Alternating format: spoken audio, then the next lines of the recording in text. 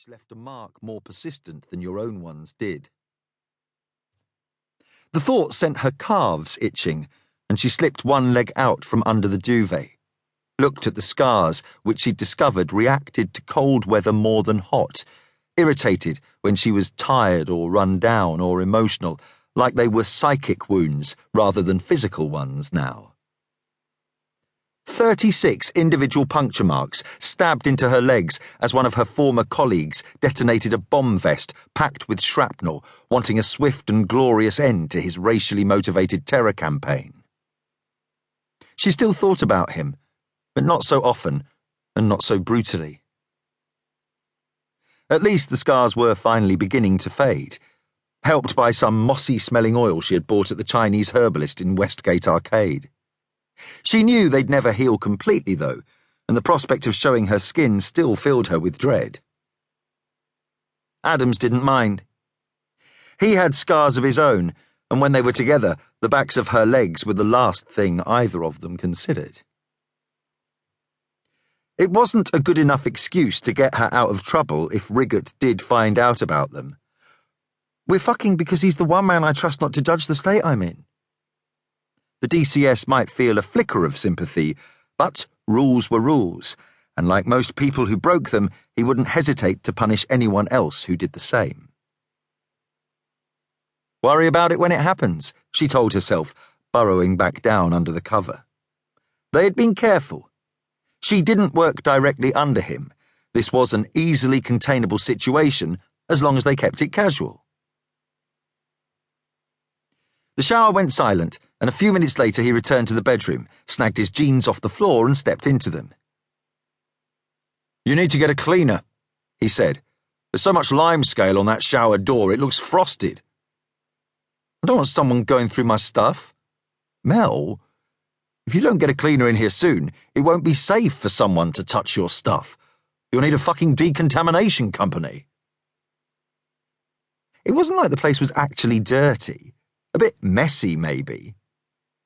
She knew she could do with picking some of the clothes up, putting a wash in, but the floors were laminate, and she was sure you didn't need to vacuum that or anything. "I'll give you my cleaner's number." He pulled on his shirt.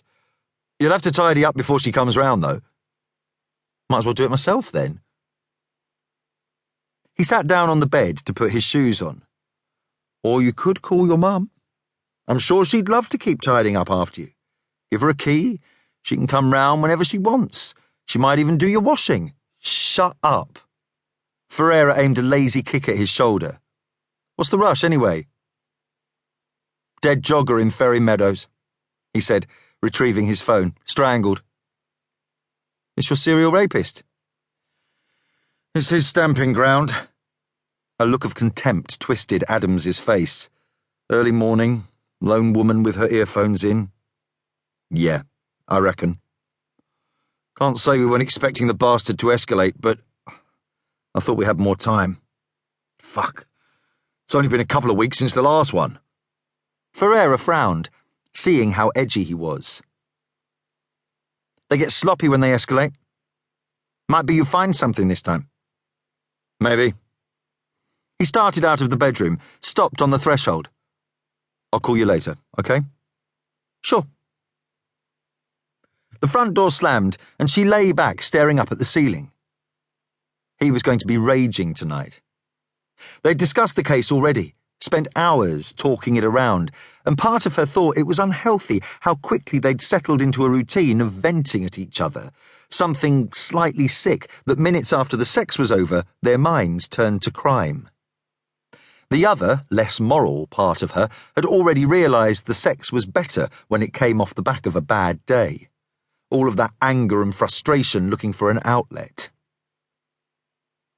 Ferreira climbed out of bed and twisted her hair up into a ponytail, kicking the dumped clothes into a rough pile she would deal with when she got home. There was a single pair of knickers in the drawer, so she guessed the situation was approaching crisis point. She stood under the shower for a long time, the heat lifting the smell of him out of her pores, idly wondering how much messier the flat could get before he refused to step foot in it. Much worse, she decided. All he really needed was a clear channel between the front door and the bed.